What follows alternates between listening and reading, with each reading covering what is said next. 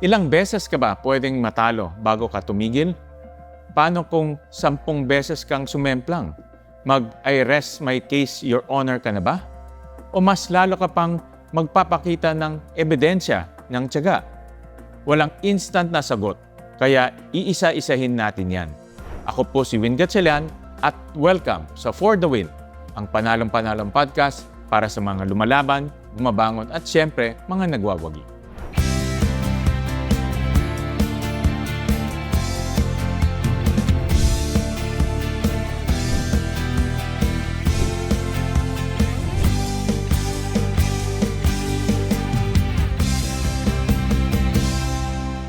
Ang guest natin ngayon ay patunay na wala sa edad ang pagtatagumpay. At lalo wala sa kung ilang beses kang sumubok at nabigo o ilang beses kang lumaban at hindi sumuko. Sa edad na 59, matapos ang 10 pagsabak sa bar examinations, sa wakas, pumasa na siya. Isang ama, isang haligi ng pamilya at isang living proof na ang laban ay hindi natatapos hanggat hindi ka sumusuko. Mga ka-win-win, please welcome 2025 bar passer, Attorney Eduardo Rehio. Attorney, thank you very much for coming over dito sa For the Win podcast natin. Maraming salamat at binigyan mo kami ng panahon. At congratulations sa iyong pagpasa ng bar. Alam niyo, ang daming in-interview, ang daming pinapakita sa TV, pero ikaw yung aking na-notice dahil sa maraming pagsubok na dinaanan mo para umabot dito. Kaya congratulations sa iyo. Maraming salamat po, Senator. At kwento mo naman sa amin, Attorney, yung pinagdaanan hanggang umabot ka dito sa pagiging isang abogado. Actually, maraming pagsubok na dinaanan. Unang-una, nung unang kumukuha ko ng bar, wala naman akong malaking halaga na para tustusan yung mga pangangailangan ko, lalo sa pagre-review. Then at the same time, sometime 1995, may asawa rin ako, may pamilya, although wala pa ako anak. But dahil nga sa pangarap ng magulang ko, I keep on trying. Hanggang sa dumating yung punto na sometimes in 2005, magkaroon ng bar matter kung saan apektado ako ng 5-strike rule. So after 2005 bar exam, when I failed, hindi na ako nakakuha.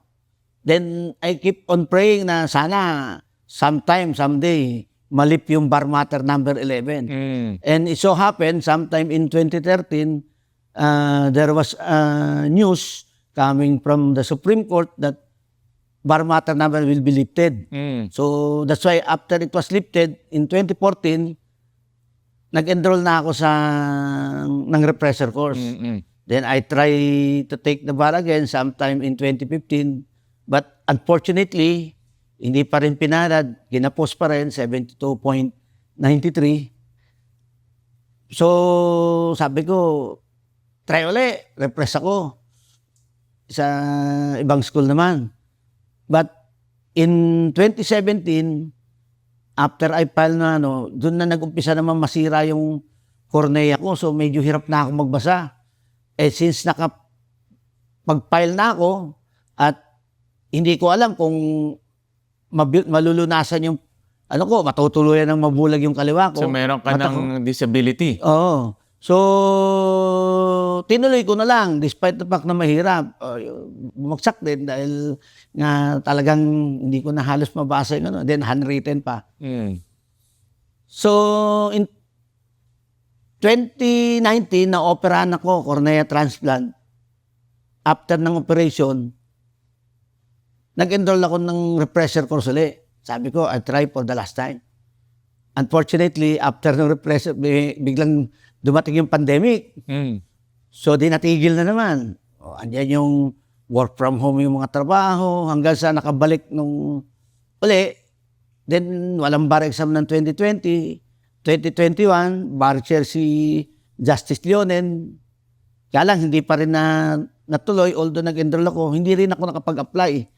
So natuloy siya ng sometime January or February 2022. Kung saan nung makita ko yung mga tanong, medyo nang hinayang pa ako kasi Sabi ko, konti lang ang tanong at basic pa. Kumbaga sa ano, kung may basic knowledge ka, madali mo masasagot. Mm. Mas lalo ako nang hinayang nung lumabas yung resulta, 72% point something ang passing. Mm. Sabi ko, sayang. Sayang. Oo. Oo. So, in 2022, nag-enroll ako, kaya lang natapos yung term ni Duterte, natanggal yung boss ko sa nun, nawala ng trabaho nung, kumbaga sa walang fix. Kasi bumalik ako sa law office eh. Mm. So, depende dun sa mga tinatrabaho ko. Then, March 2023, yun, na-appoint yung boss ko na board of directors ng Land Bank. Sinama ko, kung yung naging chief of staff niya. Nag-enroll ulit ako. So, ginamit ko yung refresher ko na nag-enroll ako sa review bago mag-prescribe. Medyo kulang sa preparasyon. After 2023 bar, medyo kinapos ulit yung grade, 73.49. Mm. Since online na siya, sabi ko, try ko for the last time. Sinabi mo na sa sarili mo, last time na yon. Last time na talaga, At ayoko ayaw na. mo na. So, nag-repress ulit ako sa PUP. Then, diretso review ng 2025. So, nagdarasal din ako. Sabi ko, Lord, last na talaga ko to. Ayoko na. Ipapaubaya ko na sa inyo. Gagawin ko lahat na magagawa ko. But after the exam, papaubaya ko na sa iyo. So, yun. Tinanggal ko yung doubt sa puso ko. Kasi before, lagi Iniwan ako... mo na sa kanya. Oo. Iniwan pag nagdarasal ako, lagi pagdating ng after the pan, lalo na yung malapit na resulta. Nag-ano ko eh. Kumbaga sa hindi ako makatulog. Naisip ko. Pero ito, wala, never ko naisip. Dumaan ng December, Pasko. In-enjoy ko lang yung life ko. Yeah. Then, Yeah. nagdarasal ako. Although, kahit hindi ako napagsimba, bago matulog, kung pag nadaan ng simbahan, etc. Yeah. Hanggang sa nung marirelease na yung bar, ganun lang. Yeah. In fact, nagpa-check up pa ako ng mata ko sa ophthalmologist ko nga kasi kailangan ko nang pa-operahan yung kanan ko dahil hindi na talagang totally, halos hindi na makakita eh. After nun, dumaan ako ng Ermita Church, nag-attend lang ako ng nobena bago ako kumain, then pumunta na ako sa Supreme Court right thereafter. Sabi ko, sasalubungin ko yung resulta. Aharapin ko. First time ko itong gagawin Pumasa o bumagsak, Oo. harapin nyo. Oo, pero positive ako. Nung after nung mag-speech ng justices, in-announce yung top 10, bumilang, ilalabas na yung pangalan. Antay ako na antay. May nakita akong review pero hindi ko nakita yung pangalan. Sabi ko doon sa kasama ko sa staff namin, kasama ko yung staff sa Land Bank. Sabi ko, check mo nga kung nung first name. Kasi dati, nung nag-take ako sometime 2003 ba yun, o 99, may rehyo, kaya lang iba pangalan eh. So, check mo nga, kasi bibihira lang naman yan. Ano ba, sabi niya, ano ba apelido mo, middle name mo? Rivera. Nauna pa nga naiyak sa akin yung staff ko. Sabi, pasado ka na, Tirin. Sabi niya, yun, napasaya ko, yes! After, I finally made after it. 11 tries. 11 try, after 33 years. 33 years, ganong kahaba. Nung nag-umpisa kayo hanggang pumasa kayo. 1993 ako nag-start eh. Kung may anak kayo, 33 years old na yun. In fact, makakasabay kong pumasa, anak na ng mga kabrad ko. Oo nga, correct, tama. Kakaiba yung storya nyo, kagaya ng nakwento nyo kanina, na hindi lang pala regulatory problem, kagaya yung 5-try rule, pati pala meron kayong mga physical disability na dahil sa tagal na rin ng pag-aantay. Kasi actually, nag-take ako ng bar last September, isang mata lang ang nagagamit ko sa pagbabasa. Correct. So may disability na kayo. Kaya nga, dineclare ko sa Supreme Court yung na PWD ako. Sinama ko yung kaya kasama kong nagtitake ng bar, mga PWD at saka senior. Ano naman naramdaman nyo, Attorney Ed, yung unang beses na hindi ka pumasa? Nung unang beses, tanggap ko kasi nung 1993, talagang sabi ko, tinatamad na ako. Kaya lang, dahil nakapag-file na ako, kumuha na rin ako. Yung sumunod, doon na yung mga experience na sabi sa akin, baguhin mo yung pagsagot mo, direct to the point. Sabi niya, marunong ka, Brad eh. Alam mo yung batas eh, na-memorize mo pa nga number eh. Kaya lang, siguro, yun nga, unwritten, pangit ang sulat. Then, hindi naman, sa gaya ng sinabi ko in one of the Supreme Court, hindi naman kasi ako ganun kagaling mag-English dahil criminology graduate ako. Oo, correct. So, kaya nga, inaral ko kung paano, itong mga huli, inaral ko kung paano yung sumagot na brief exercise, yung ALAC form na tinatawag nila. Na yes, bakit, supporting jurisprudence, application ng law or jurisprudence sa facts, then final conclusion. Yung mga ganon. So meron ka ng experience and strategy. Sa Yung- haba na rin ng pagsubok mo, I'm sure marami ka na rin nakuha mga tips at strategy. Although sabi nga doon sa nagtatanong sa akin ngayon, nakakilala ko na, ano ba yun, sabi ko, mamili ka lang ng babasahin mo. Sa dami ng ibabato sa yung review materials, hindi mo kayang basahin lahat yan. Lalo na kung working ka. So, mamili ka lang kung alin yung susceptible sa'yo, yung madali mong matandaan at maintindihan, na yung maiksi lang. Kasi kung kulang ka sa panahon at saka sa oras, lalo na family man ka or woman, mga may asawa na naghahanap buhay pa, hindi pa pwedeng mag-leave, agad-agad, kailangan mong mamili talaga ng babasahin na hindi yung maraming palabok. Direct to the point. Tama. Yan yung mga tips saka natutunan mo na sa pagkuha ng maraming exam. Kasi hindi lahat ng binabasa mo yung madali mong maintindihan. May iba, yung depende sa presentation na gusto mong tanggapin. Kaya nga, pag may sinend through Viber or email yung mga kakilala, sinasala ko muna yan. O ito, ida-download ko, piprint ko. Ano naman ang dahilan? Bakit hindi ka na-convict ng discouragement? Hindi ka na-discourage? Imbes, nagpatuloy ka pa rin. Actually, Kasi yung iba, second try. Marami akong kilala. Second, maximum third. Pag third, wala na talaga. Hinto na yan. Naghahanap na sila ng ibang career path. Hindi, isa sa nagtulak pa sa akin, sabi ko, gusto kong may ma-encourage isa sa mga anak ko, pamangking ko, na magtuloy ng profesyon. So, para ma-encourage ko sila, kailangan ko maging abogado. So, yun yung noong 2023 at 2024. Sabi ko, subukan ko, total, online na to eh. Hindi na to katulad nung dati na mahirap eh. Na pag nagkamali ka, hindi mo pwedeng baguhin eh. Ito, marireview mo, ma-overhaul mo yung sagot mo from negative to positive, positive to negative. Pero itong dahilan, gusto mo ipakita sa mga anak mo. Anak ko, pamangkin ko, ibang kamag-anak ko Na ang determinasyon, mayroong bunga rin. Bukod sa determinasyon, ma-encourage ko sila. Pero siyempre, pag naging abogado ko, nakita nila yung yung legal profession. Para maengganyo rin sila pumasok doon sa profession. Kasi kung wala silang basihan, di ba?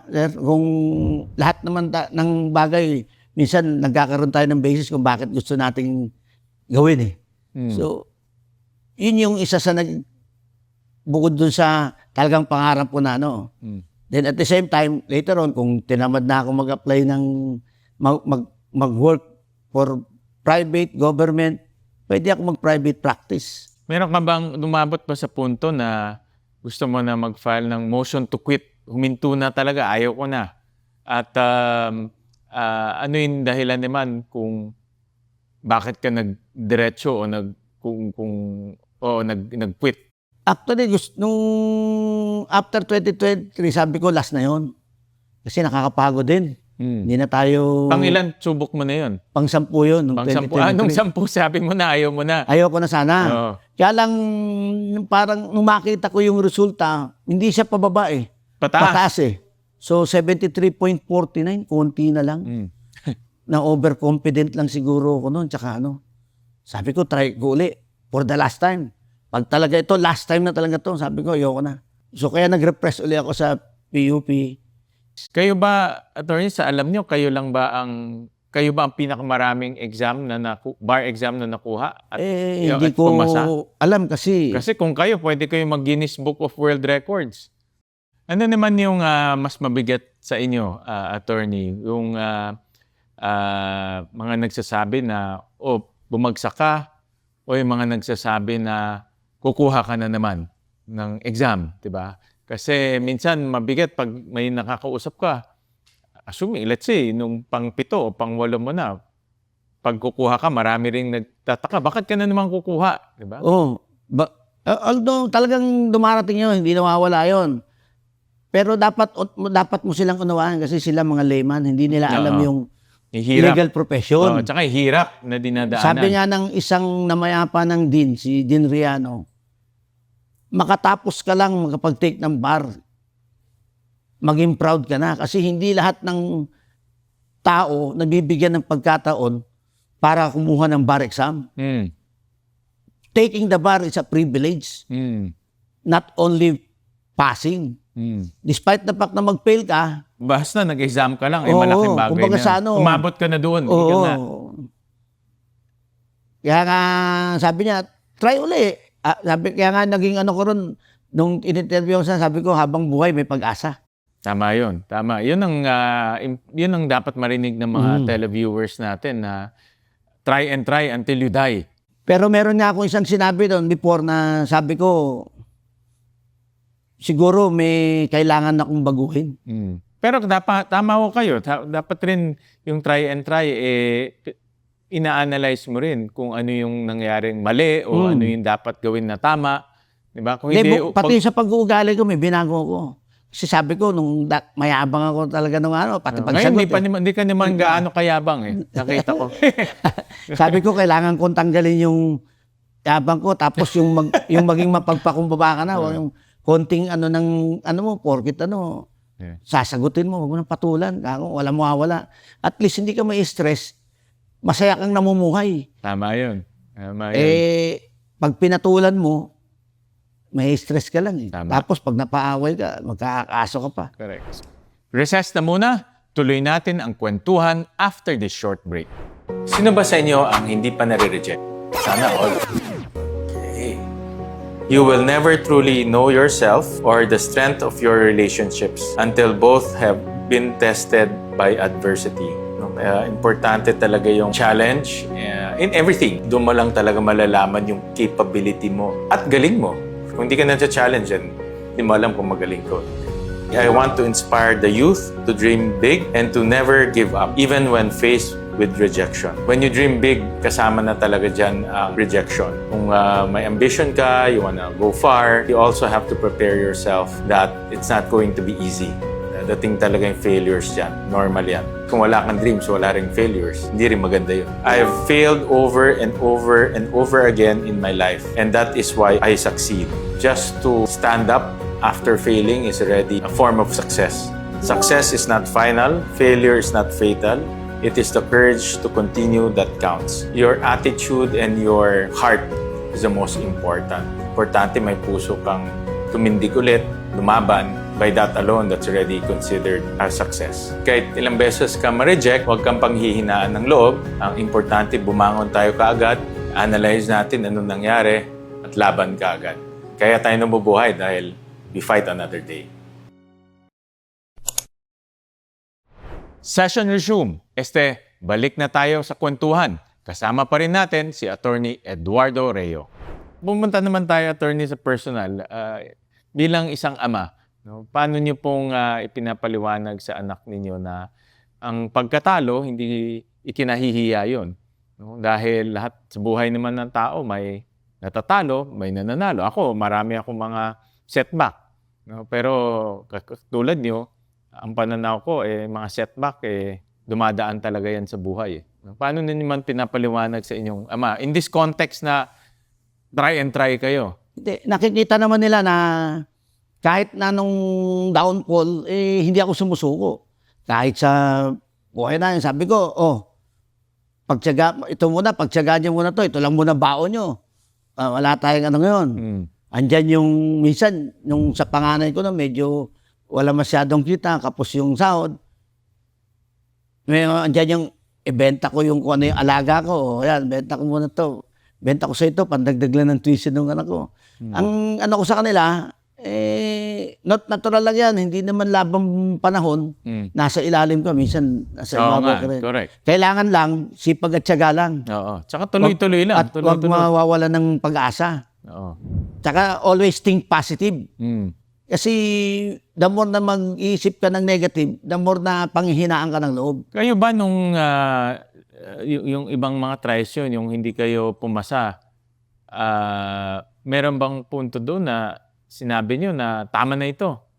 Anong mga Or ang sinabi niyo, hindi, isa pa. nung mga una, dahil nga rin sa encouragement ng mga fraternal brother ko sa College of Law, na kasama ko sa law office, sabi niya, try and try lang, makukuha mo rin yan, sabi nila. Ako naman at that time, kasi medyo bata-bata pa tayo nun eh.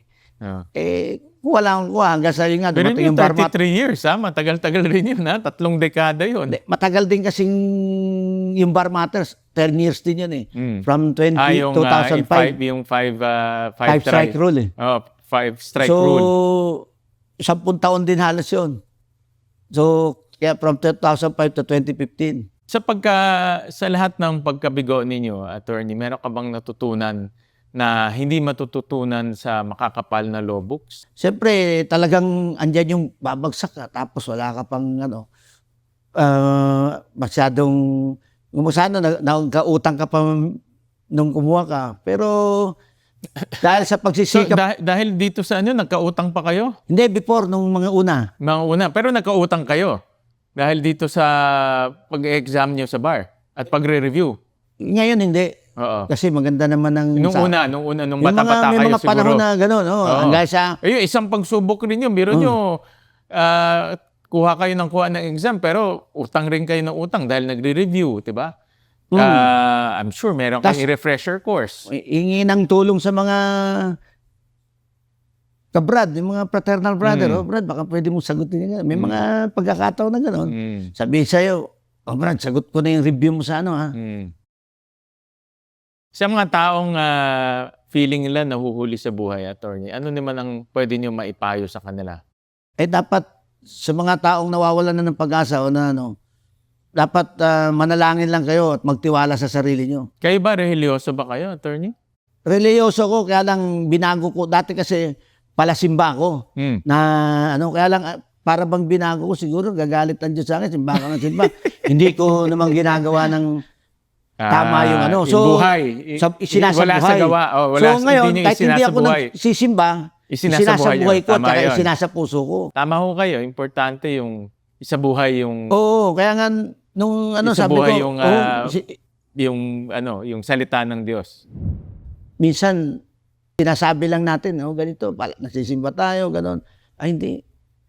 Kako, kailangan isa puso natin. Nung nalaman yung pumasa kayo, ano ang naramdaman ninyo? Anong ginawa ninyo? Sabi niyo na pumunta kayo doon sa actual di ba? Announcement area. Ano ba anong ginawa ninyo? Yun lang. Sabi ko, yes, thank you, Lord. Sa wakas. Na pinagkaloob mo rin sa akin, sabi ko. Dinidig mo rin ang panalangin ko. At dinidig mo yung tiwala at dedikasyon ko sa iyo na akin na to. Yung talagang you claim it. Kasi yun yung first time na talagang... Umiyak ba kayo? Medyo naluha lang. Kasi... Pero after 11 tries. Kumbaga sa veterans na eh. Kaya hindi na ganun kaya. Veterans sa... Mas umiyak pa ako nung bumagsak ako na iniisip ko, papasa ako. So ito parang iniwan nyo na kay kumbaga sa Panginoon. Ito kasi nung iniwan ko na bahala na siya at ako'y naniniwala na pagkakalab niya sa atin to. Kaya parang normal na lang. Yeah. Napaluha ako at natutuwa dahil dinidig din ng Diyos yung matagal ko ng panalangin. Kaya nga nabanggit ko na ako, malaking bagay pala yung baguhin mo yung sarili mo. I think yan ang lesson. No? Yung, hindi lang yung pag-aaral, kundi pagkatao. Diba? Kasi baka yung iba nga, overconfident. Yan ang isa sa akin talagang yung pagiging overconfident. Hindi ako nagkumpiyansa. Yung ngayon naman na abogado na kayo, ano ang plano ninyo, attorney? Ano bang mga nasa horizon? Being a lawyer ngayon. Hindi na paralegal, lawyer na. Sa ngayon talaga, dahil nga maraming lumalapit din sa akin, lalo na yung mga manggagawa na tinatanggal ng walang dahilan. Marami na kong hinawakan So ng case. labor law. O yan. Tapos yung mga nagiging biktima ng injustice na walang pampile ng kaso, walang pang, although dati, marami na rin akong natulungan na ginawan ko ng complaint affidavits, mga reply, etc. Napasok ba kayo sa politika? Kasi Ayoko alam, na. nasabi niyo sa akin, dati kapitan kayo at Kaya kagawad. nga umalis ako sa Ngayon politika. parang nakikita ko, gusto niyo maging tulfo eh. Ayoko nang maging politika. Ayoko na sa politika kasi kung gusto ko na ng tahimik na buhay eh. Tama Kasi kayo doon. Pag gusto mo ng payapang buhay, huwag ka papasok sa politika. Tama kayo doon. Kasi lahat ng- Niniwala ako sa iyo. I agree. Pag nasa 100%. politika ka, Amen. Tama kahit kayo doon. tama ang ginagawa mo, hahanapan ka ng mali ng kalaban mo. Tama kayo doon. Tama kayo. Ito lang dumaan na budget, imbis na tignan ni magaganda, tinignan ni mga hindi magaganda at yun lang ang pinupuna. Kasi Yun ang during that- masama sa ugali minsan sa atin. Yung 90% na maganda, walang sasabihin. Titignan din 10% na tingin nila problema. Tsaka experience-wise yan. Sa dami ng nagawa ko during the time na nasa barangay ako, na ako ang author niyan, ako nagpadala, niyan. Pero matatanda nila yung mali na ako, Correct. yung tama, nakakalimutan nila. Although may mga nakakaalala naman, sabi niya, si Kagawad yan ang tumulong Lalo na sa sa akin. barangay dahil diretso sa tao yan eh. Oo. 'Di ba? Tsaka yan ang para sa akin ng barangay, pinaka mahirap na trabaho dahil man to man eh. No, man to man ang bantayan diyan. Kaya marami na kayong experience from kagawad, barangay, pumasok kayo sa Department of Agrarian Reform, ngayon abogado na kayo. At tingin niyo ba ho itong pagkapanalo niyo bilang isang abogado late filing na ba ito? Late na ba ito sa inyong buhay dahil 59 na kayo? O tingin niyo tama lang? O walang edad ang tinitignan? Wala namang edad. Although, huli man, pwede ka pa rin makapagbigay ng inspirasyon o magandang magagawa sa ara sa bayan. Ako sinasabi ko, attorney, sa mga kabataan, lalo na sa social media. Kasi social media ngayon, ang daling mag-complain, ang daling manira, ang daling bumatikos. Sabi ko sa mga kabataan, maging parte ng solusyon. Kasi kung batikos tayo ng batikos, wala ka naman solusyon, hindi tayo uusad. Diba? Minsan kasi politika lang eh. Yung mga batikos, hindi naman lahat totoo. Yung iba, politika Para lang. lang may masabi. May masabi, tsaka yung political gains nila na inaasap-asam. Hindi naman totoo yung iba. Sabihin mo, matagal lang pinaglalaban dyan mga naman. Hindi ako naniniwala sa kanila. Doon sa mga attorney, doon naman sa mga taong feeling prescribed na lilampasan na ng panahon, ano naman ang masasabi niyo sa kanila? Katulad ko, ako, 52 na ako. Wala pa akong asawa. Parang linampasan na ako ng panahon. Diba? Pero may mga iba rin na, kagaya ng sinabi, nakita ko rin sa TV, may senior citizen na nag-take, hindi rin siya pumasa. May mga ganito na linampasan na ng panahon. Whether sa love life, sa pamilya, sa marriage, sa career, ano masasabi niyo sa kanya? Siguro dapat huwag sila mawala ng pag-asa. Alam nila kung ano yung reasons behind kung bakit hindi nila nakamit yun o ano man yun. Kasi gaya nga sabi ko, abang buhay may pag-asa. Baka hindi mo palang, kung sa pag-ibig, hindi mo pa nakikita yung soulmate mo. Tama.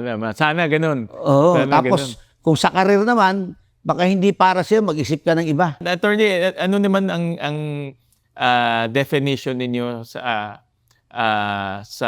pagkapanalo? Ang panalo, hindi lang dahil na-achieve mo yung gusto mo, kundi masaya ka doon sa, kahit sabihin pang hindi ka nanalo, pero nagawa mo isang bagay.